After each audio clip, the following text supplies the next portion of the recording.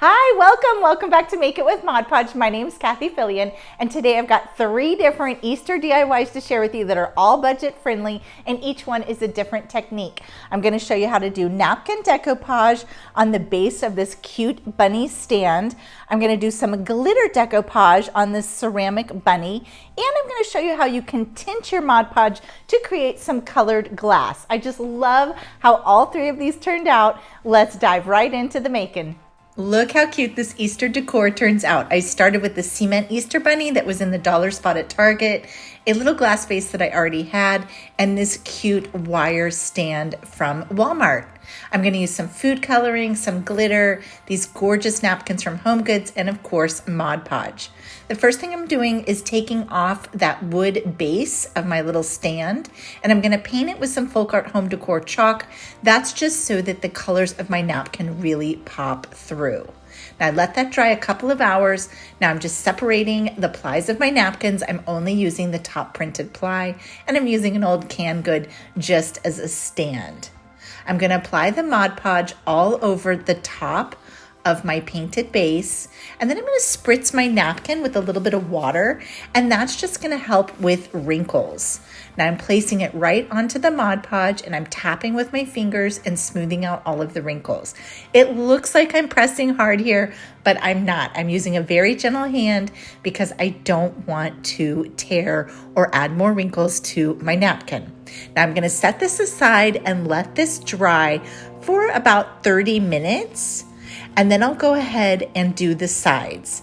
For the sides, I'm going to trim away my excess, and then I'm going to add more Mod Podge along the side edge and wrap that napkin to the back side and glue it down. Now this doesn't look very pretty on the back, but of course nobody's going to see that.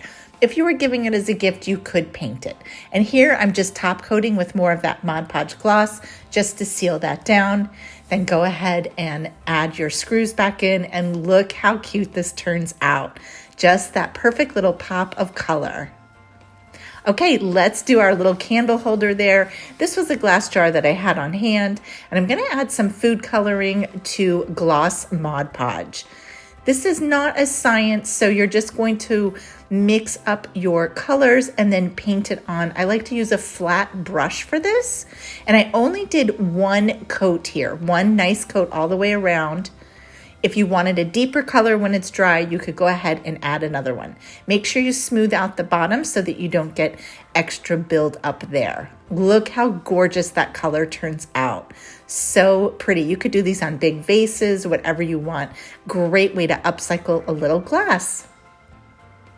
Next, for our glitter project, I do want to tell you I like to put my Mod Podge on a little dish or something and not be dipping in, because I don't want to add glitter to my Mod Podge jar. So I just coated my little rabbit with Mod Podge, and then I'm going in and sprinkling the glitter over it.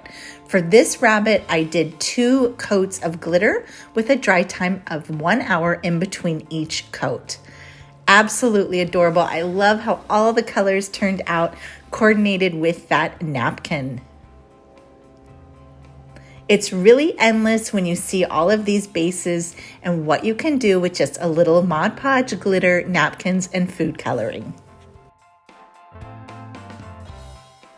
Thanks so much for being with me here today, guys. I've got one last thing to share with you. For my colors that I chose, I just used my napkin as my guide for my food coloring and for my glitter colors. So really, these ideas you can use with any napkin and any season. I'll be back here next week with another fun project to share with you. And until then, have a super crafty week. Bye.